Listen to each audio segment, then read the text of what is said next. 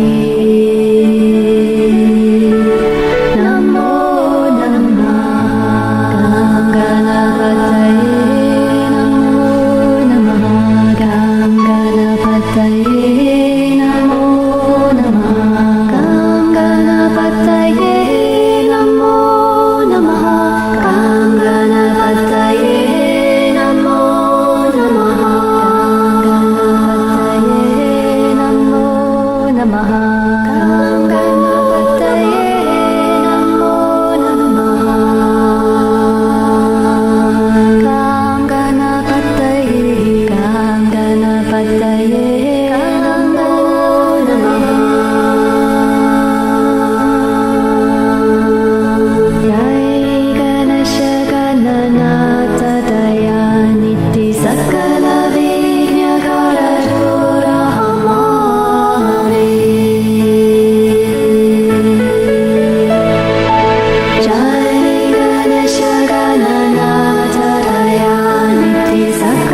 Vigna Karadu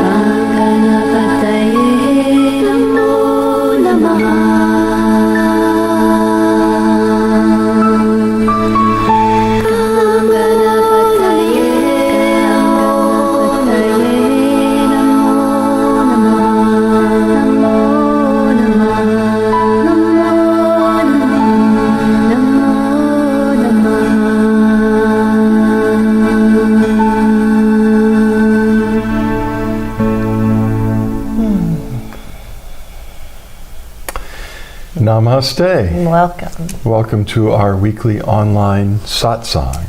Satsang being a fancy Sanskrit word for spiritual community. Literally, it means community of truth. And it means wherever two or more people come together who are on the path of awakening just to share their consciousness, their energy, their space with one another, you have a Satsang. And it's an important part of our journey to join together with others who are awakening, whose hearts are flowering. And so the Flowering Heart Satsang brings together people from different teachers, spiritual backgrounds, teachings, religious backgrounds, different countries, different continents, really from all over the world. And it's beautiful in that way. We who are awakening, who are transforming, have more in common with each other than the members of our own particular faith community or groups. So, and when we join together, the presence that's generated by our collective being and awakening is multiplied exponentially. It has a great effect on us individually as well as on the world around us. So thank you for being here tonight. Thank you for consenting to the process, to the journey of awakening and the flowering of the heart. During these satsangs, we share something we call the Flowering Heart Blessing, something the Divine gave Suzanne and me over 7 years ago to begin sharing in place of other forms of blessing that we've been sharing for years. And the Divine said, share this with people now. And we experienced our hearts just go supernova with love and light, definitely exploding from the heart, from the inside out. And the Divine said, share that one. I went, okay. The Divine said, though, it's free. It's a gift of grace from me. Tell them it doesn't come through you or through any avatar or master or saint or organization or hierarchy. It comes directly from the Divine as a gift of grace from my love. And so we don't charge for the Flowering Heart Blessing at all. For our courses and personal sessions, we might request a donation. But the blessings that come from the divine, they don't belong to us. We're just so fortunate, all of us, to be used as instruments of divine grace. So the Flowering Heart Blessing catalyzes awakening and transformation with a focus on awakening to our true self, which is divine, which is within us, already awakened, and fully in oneness. It is divine. It is the essence of enlightenment. It's already inside of you. What you've been looking for is you. And the Flowering Heart Blessing begins immediately to awaken that connection and to release that enlightened divine being at the center of all of our spiritual hearts. And the light begins to radiate out through all the layers of our being: spirit, soul, body, relationships, connections to the world. And because it works from the inside out that way, it escapes some of the traps that many of us have experienced of becoming excessively dependent on some source of energy or spiritual transmission outside of ourselves, coming through a particular master or a particular tradition. And as beautiful as all that has been for many of us to be quickened, to receive awakening grace, energy, consciousness from enlightened beings on the outside, that isn't what actually changes us. It's a reflection, it's a mirror. The outer world's a reflection of the inner world. So if you see light in the face of an awakened teacher or a guru, it's a mirror reflecting to you your true nature. You wouldn't see it reflecting in their face unless it was reflecting something shining out of you. So somewhere in the journey, our eyes turn around and we begin to look into the center and we discover the divine within. The Flowering Heart Blessing catalyzes that discovery and that unfolding, the flowering of the heart and transformation. It also produces healing on many levels. Release and healing of emotional and psychological trauma in the realm of the soul, physical healing in our bodies, healing in our relationships. So it's not just a sort of laser focus on awakening or enlightenment alone. It encompasses healing and transforming all the layers of our humanity. It's a beautiful thing. And when you receive it, which you are right now and do throughout these webcasts, you're initiated already, instantly, to be able to share this blessing. All you have to do is invite the divine to flow through you. If the person is in your physical presence, you need to tell them what it's going to do to them and get their consent. And then you just lightly lay your hands on their head and get out of the way. It's not you doing it. You don't need to know how to do it. You just get to stand in the middle and serve as an instrument for the divine. If they're at a distance, you can share the blessing by intent, or in meditation or in prayer. And I had someone contact me today, and I forgot to share it. And they said that they were driving with their 16-year-old teenage child and began to get really mad and yell at a bad driver, at a dangerous driver that was doing the wrong thing. And the 16-year-old son said, instead of doing that, why don't you send them the Flowering Heart Blessing? Wow, pretty sharp, you know. So please do share it around. It's a great thing. Announcements. This Sunday is our monthly interfaith communion with the Cosmic Christ, which is exactly what it says. But that's a lot of words. Interfaith means everybody's welcome. You don't have to be a Christian. And it's nice to experience, the presence of Christ and that incredible catalytic effect that Christ has on the heart path and the flowering of the heart. Such a being of pure love and healing presence, an aspect of the divine. That's why we talk about the cosmic Christ. Christians believe that Jesus of Nazareth was a human incarnation or embodiment of the cosmic Christ, which has existed forever and will exist forever, without beginning and without end.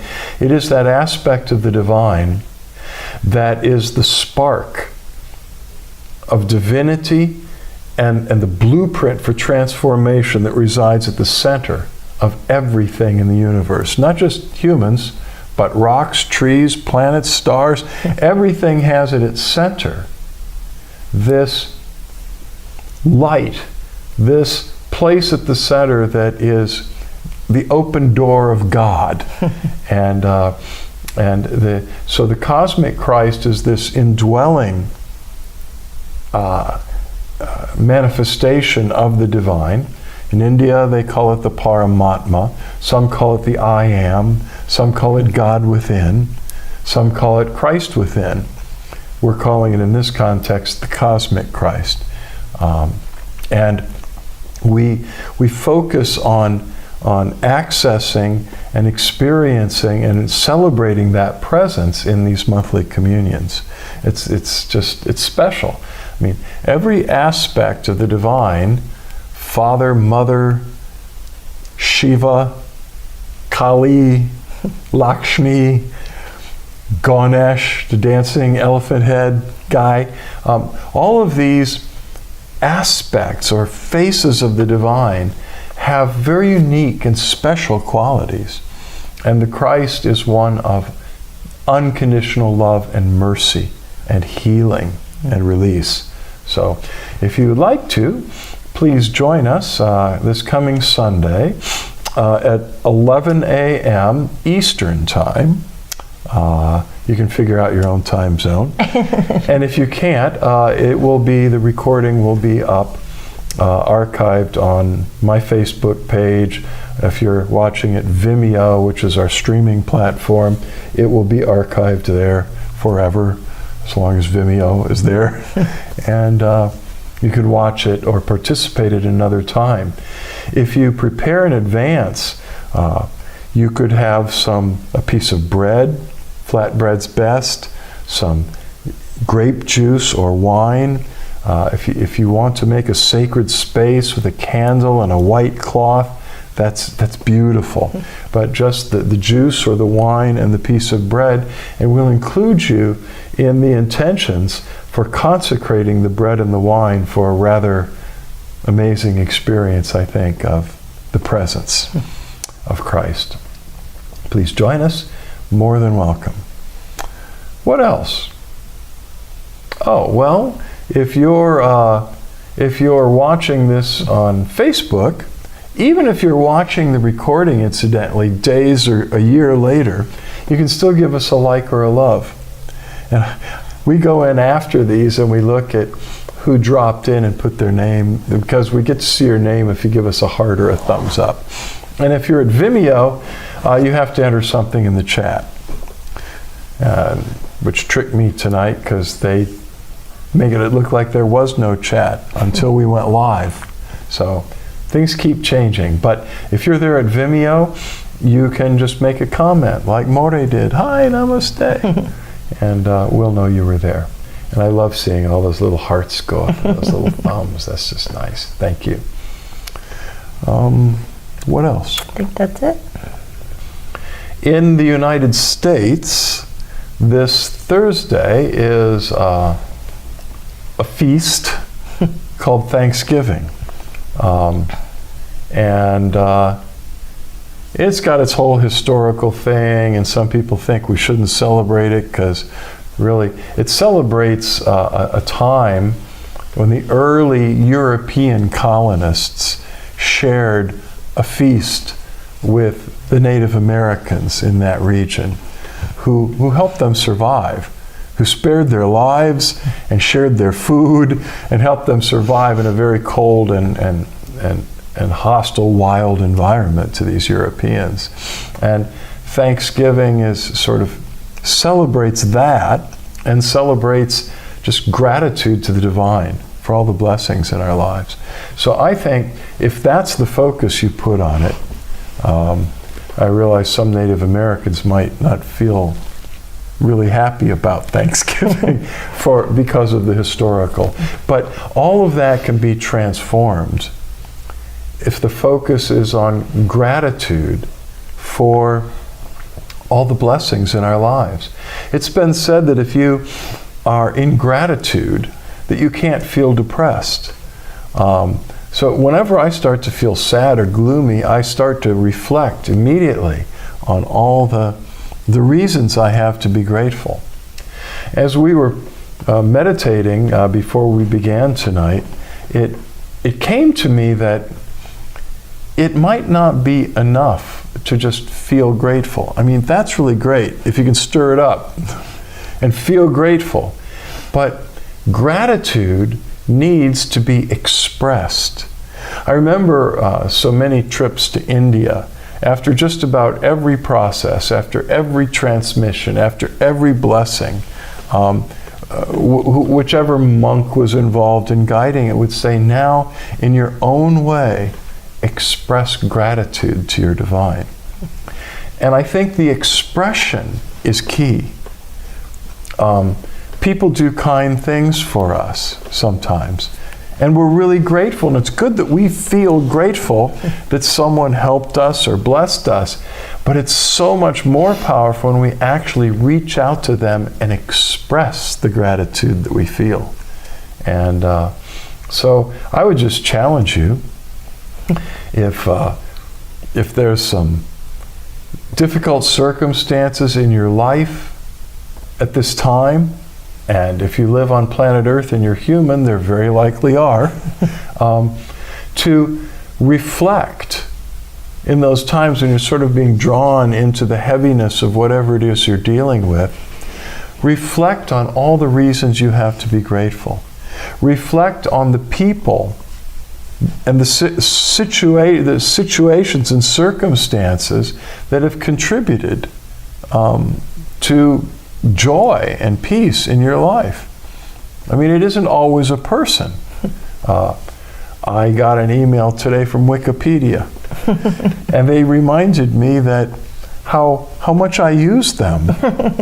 I do, it's free, you know, and when I want to get a little bit of information on something that Lord Google doesn't just supply right away, I search it out on Wikipedia, and there's so much information there.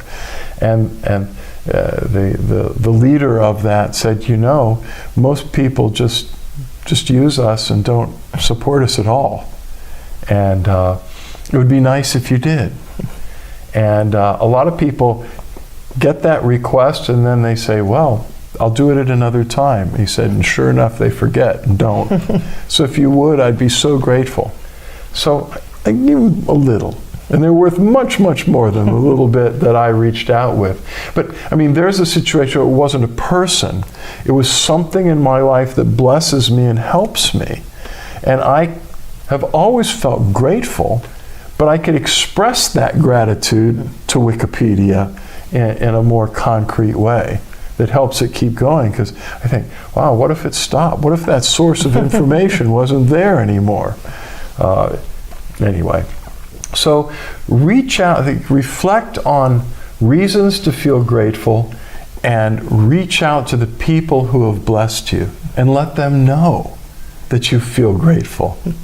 And see if this isn't a more sort of joy-filled, peace-filled time for you. We were at a store last night. It was about ready to close, and they have a big bell up by the door on the exit. And it has this really cute handmade poster board that says, ring the bell if you think our cashiers are awesome. Rock, if you think. Rock, if you think they rock. Which means awesome. And the guy that checked us out, I've seen him there, working there for years. And it was about half an hour before closing. There weren't many people in the store, but we were on our way out. I was waiting for the receipt, and Michael went over and rang the bell, and the guy that was checking us out, his face just lit up. And he said, no, you really have no idea how much we appreciate that. He said it's nice to feel appreciated for what you do and for it to be expressed. And that guy rocked. he did rock. Yeah. But that was just a really good reminder for me that, you never know what people are going through in their lives or in their jobs. And it's how simple is it just to pull a handle on a bell, and make it ring. Yep. Yeah. Everybody in the store could hear it. Yeah. Well, indeed. So, we like to open it to questions, answers, issues, challenges, insight you'd like to have. So something concerning your spiritual journey, which is really the whole journey, because we are spirit beings on a human journey. And so actually everything in this life is part of our spiritual journey. But I think you know my point. The questions, we'd like them to focus on spirituality, on awakening, transformation, your spiritual practices. Love and relationships is good too. And thank you, Yekaterina, who wrote, "You're a blessing to me." Thank you. You're a blessing to us as well. Yes. So we'll give it a few minutes and see if you have anything you'd like us to touch on tonight. And we'll take it from there. I almost decided we'd just do Ananda Mandala tonight, but we need to start right from the beginning if we're going to do that. It would be nice. We haven't done it in ages with the online community. I prefer it earlier in the day, kind of get you Yeah. amped up at night. Well, that's okay. It helps people. Raises their energy. Okay. You're so talkative tonight.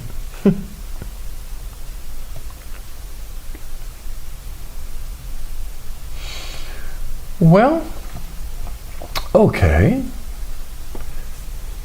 Keep it coming. If something comes to you that you'd like to ask, or an insight you've had, or maybe you just became awakened and you'd like to share that with us, that would be really cool too. While we're waiting for that, I got a mailing today that gives me quotes from famous people. I enjoy it. I often look at what they present. And this, today, I thought it was interesting because we're going into, in this part of the world and in many parts of the world, we're entering sort of the winter festivities. Thanksgiving here, but then leading to Advent and Christmas and New Year's. And it can be very challenging for some of us. And I think one of the huge challenges that people face is loneliness. I've heard it said, that you don't have to be alone to feel loneliness. That some of the most profound loneliness is felt in a large group of people. And you're there in this group of people and you feel disconnected. You feel somehow isolated from whatever's going on.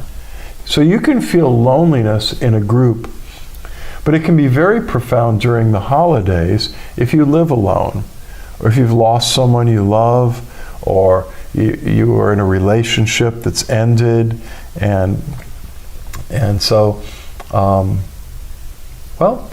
I thought these quotes might be interesting. And the introduction says, some people like to be alone, but very few enjoy being lonely. The difference between the two states was aptly explained by the existentialist philosopher and theologian Paul Tillich, who said, quote, "Our language has created the word loneliness to express the pain of being alone. And it has created the word solitude to express the glory of being alone. So alone could be glorious solitude, or it could be loneliness. Many people seek out solitude, whether for a few hours or many days. Periods of solitude can help clear the mind, or conversely, focus it. Loneliness is a different state of mind. It's associated with sadness and being cut off from others. People can feel just as lonely in a crowd as they can on their own, but loneliness is nothing to be ashamed of. It's natural to feel lonely at times, and even people who seem to have friends and family all around them can feel alone. The key, perhaps, is not to let that feeling take control. Loneliness doesn't have to last forever, nor should it. And we're going to look at some quotes from famous people about loneliness.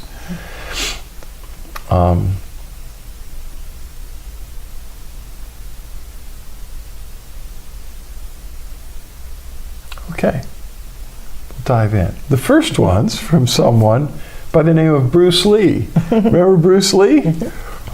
Kung Fu and all of that. Bruce Lee said loneliness is only an opportunity to cut adrift and find yourself. It's an opportunity when we're alone to actually take stock in who we are and where we're going. Sounds like something he would have said. Kurt Vonnegut. Many people need desperately to receive this message. Quote, I feel and think much as you do. Care about many of the things you care about, although most people do not care about them. You're not alone. Unquote.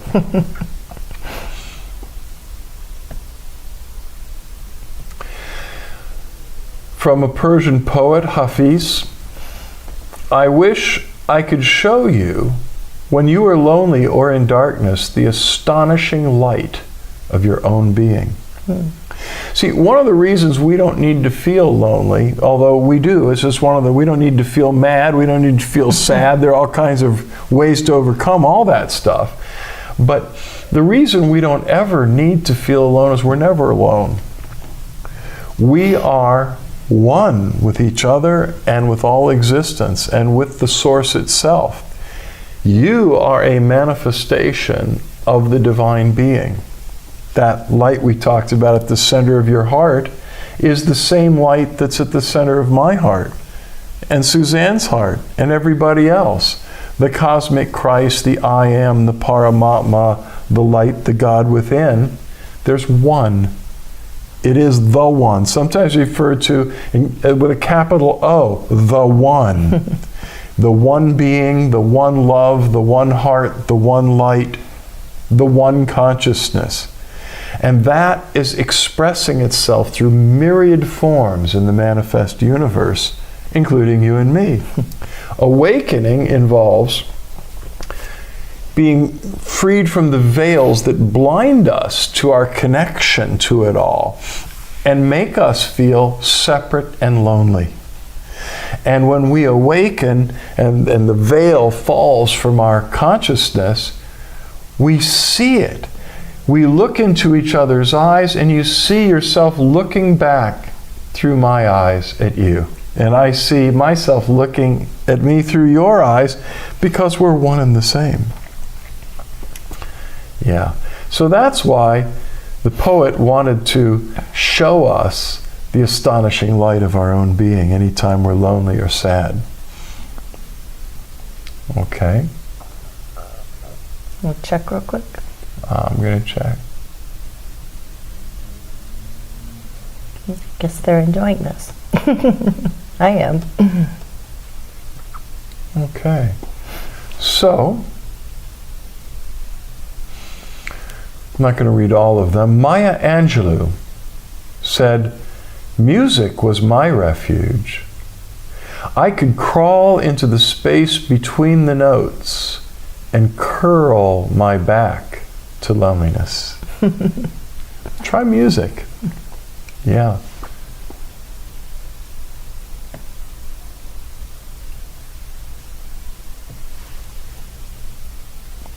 Elizabeth Gilbert, author, said, "When I get lonely these days, I think, so be lonely, Liz. Learn your way around loneliness. Make a map of it. Sit with it for once in your life. Welcome to the human experience." Okay. Yoko Ono, loneliness is equal to the radius of one's awareness. I guess the radius is too small if we feel alone. Right. We just need to expand the circle to include. That was one of those quotes that was supposedly from Einstein that I used to use a lot. That the challenge for humanity is to expand the circle of our awareness to embrace all that exists and not have some myopic little vision that makes us feel quite alone, isolated, and often afraid. Well, too, if you're very self-absorbed in your own life, that makes way for loneliness too, because you're just focused on yourself and you're not on the giving side and the sharing and community with others. That's a good one.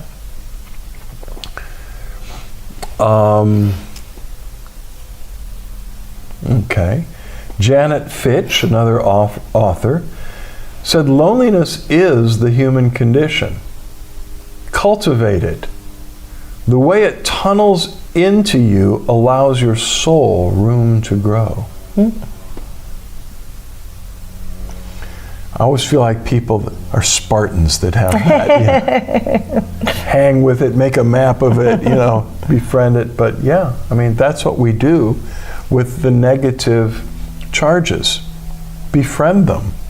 Resisting them is futile. Because anything we resist will persist. And it will even gain strength from our resistance, and we are weakened by our resistance. So what are you going to do? Embrace it. Allow yourself to feel it. There's nothing to be ashamed of. There's nothing wrong with it. Henry Rollins said, "Loneliness adds beauty to life. It puts a special burn on sunsets and makes night air smell better." Tennessee Williams, "When so many are lonely as seem to be lonely, it would be inexcusably selfish to be lonely alone." There you go. Find somebody else who's lonely and be lonely together. And maybe you might not be lonely anymore. Yep. D.H. Lawrence, "Accept your own aloneness and stick to it all your life. And then accept the times when the gap is filled in. When they come, but they've got to come, you can't force them." The things that fill the gap, the loneliness that is our condition. Wow. Joseph Fort Newton, he was a Baptist minister, said, "People are lonely because they build walls instead of bridges." Ooh, that speaks to our times in a big way, I think. Dorothy Day, journalist and social activist, said, "We have all known the long loneliness, and we have learned that the only solution is love, and that love comes with community." Amen. I think that's right on. I think that's one of the most powerful quotes we've read.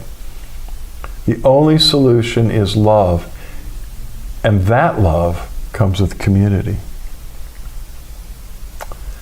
Bill Murray, you might know him, said that little discussed subject, loneliness, that is a great taboo, isn't it?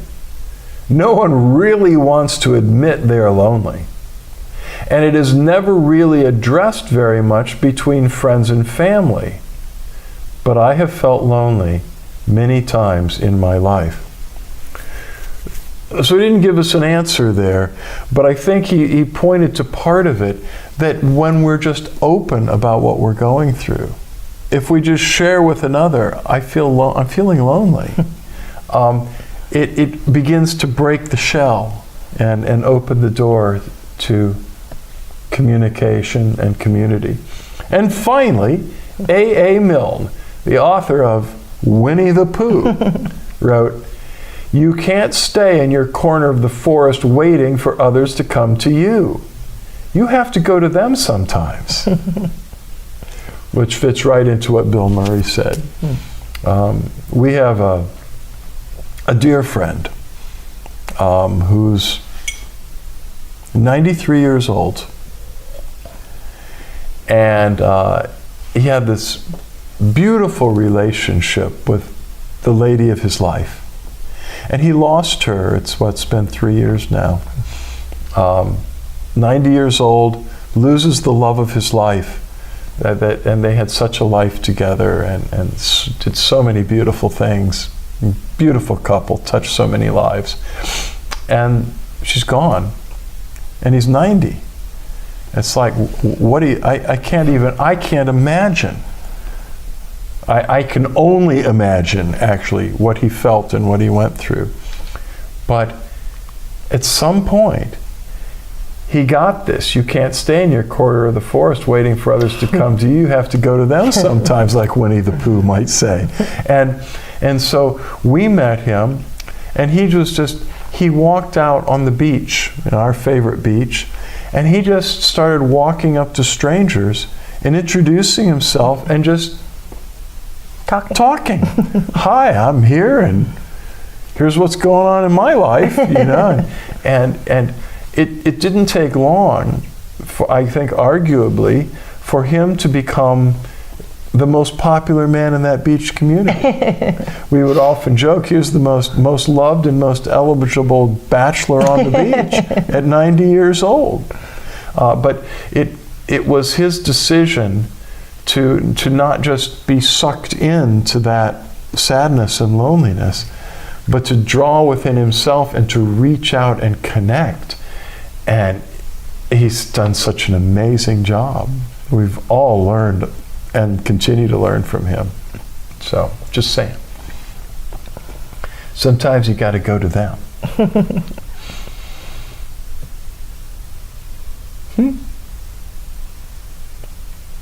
Well,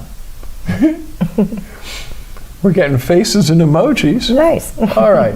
Well, I assume some of this struck home because I think we're all human. And it's very interesting being human. We're never really alone, but there's some hugely defining moments that feel so alone. Our birth process, our dying process, there's something about that is extraordinarily alone, and then it isn't, because we break through into the light of everything that is. So, anyway, I think that's our time for discussion. I can't say your questions were incredibly inspiring this week. But that was really good, and you're right, coming up on the holiday season, we invited a friend of ours to Thanksgiving this week. She was really sweet. We asked her if she had any plans, and she said, "No, last year I made myself a turkey sandwich and tried to tell myself it's just another day." And I said, "Well, come on over to our place. We have room, one extra seat at the table." And she said, "I'll have to think about that." And I said, "Well, you're more than welcome." And about 2 minutes later, she looked at us and said, "I'm going to take you up on your offer." She said, "Thanksgiving has always been my favorite holiday, and to sit at home alone eating a turkey sandwich last year was just not very good." So, yeah, it's nice when we can share and connect with others and open up our hearts and our space in whatever little way we can. whether it's volunteering our time or just kind words or an act of kindness, just little ways, because we never know how the other person's really feeling. And so that's a suggestion that I'm going to make, if you didn't already get it from what Suzanne said, is consider, I don't know your circumstances at all, but if you're celebrating Thanksgiving, or as we approach, the winter solstice, Christmas celebrations and all of that, scan your periphery and the people you know who might be alone and reach out to them. I mean, we have so many people because we have an extended family, and but I'm so glad that we didn't just get caught up in our family nexus and ignore that there are people that are really important to us that don't have any family here now. And invite them over. Take them out. Funny thing too is, even if they say no thank you, or I have other plans or something, I always say it's always better to be invited and not be able to go, or not choose to go, than to not be invited at all, because that can feel really lonely. Right.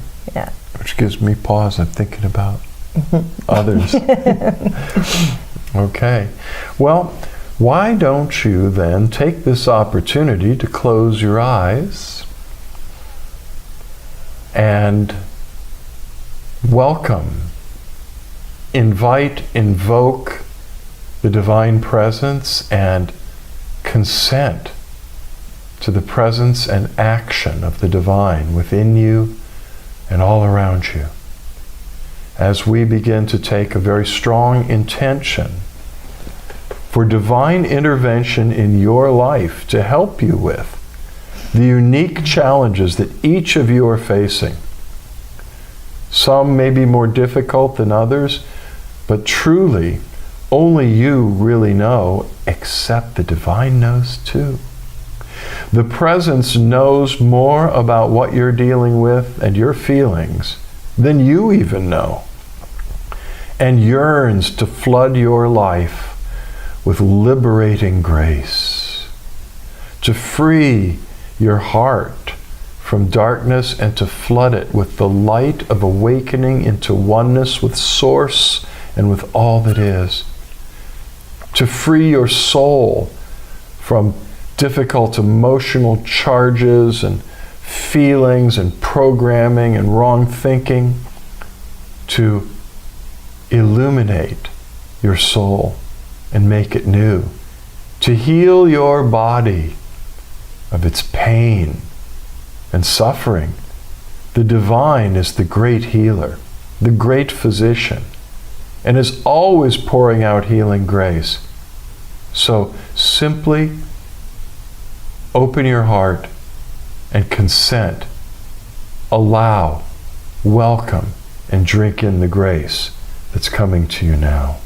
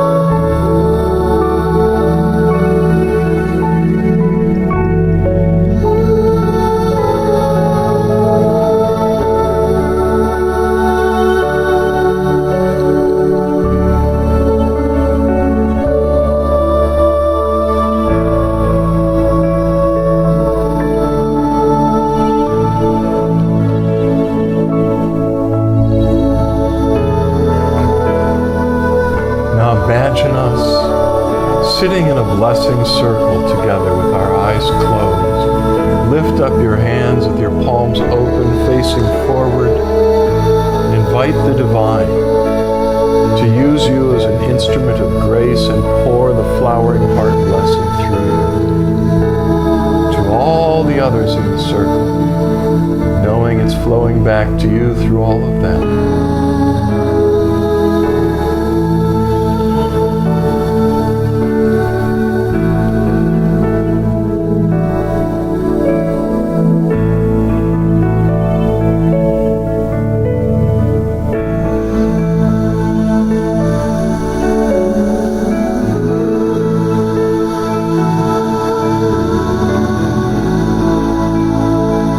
So beautiful. Now, visualize the blue planet Earth in the middle of our circle. And let us take a strong intent and ask the divine to flood the hearts of all 8 billion human beings on this planet, to melt sadness and loneliness, fear, all darkness from the hearts of humanity, and to infuse all the humans on this planet with awakening hearts, flowering in unconditional love, awakening to their true being throughout the earth, awakening humanity. You could see 8 billion little golden white sparks on the surface of that blue globe, getting brighter and brighter and brighter.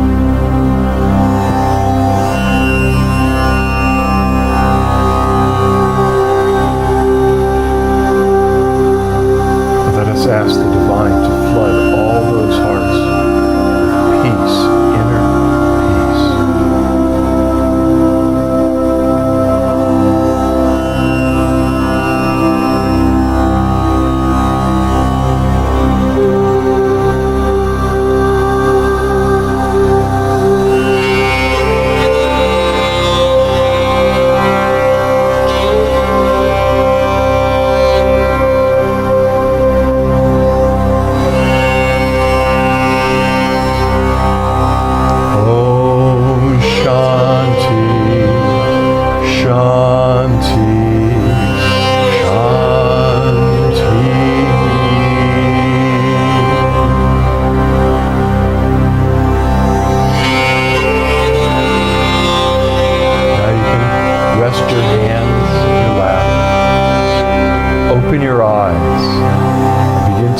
Direct eye contact with Suzanne and or me. Just keep looking at least one of our eyes. As the light meditation begins, we are flooded with oceans of divine presence and grace and light, and it pours through our whole being to you, especially through our eyes, the doorways of the soul. You need do nothing, but just keep making eye contact and drink in the grace that's pouring out to you. The light shines through our eyes, in through your eyes, into your heart, causing the light of awakening, the flames of divine love to grow brighter and brighter and brighter.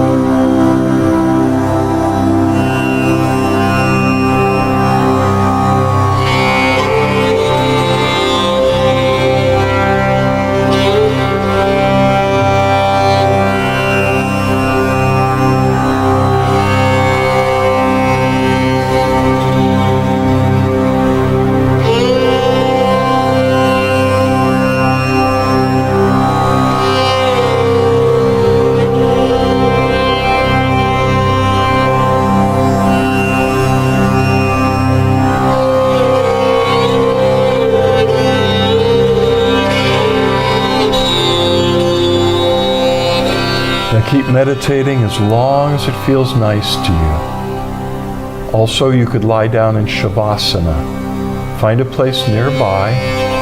Lie on your back with your eyes closed, your arms loosely at your sides, with your palms open, turned upward, and just dissolve with gratitude in the presence. Be a good way to sleep every night, I think. We love you so much. Much love, light, and blessings. Until next time, know that the divine within us beholds the divine in you, and we bow to you. Namaste.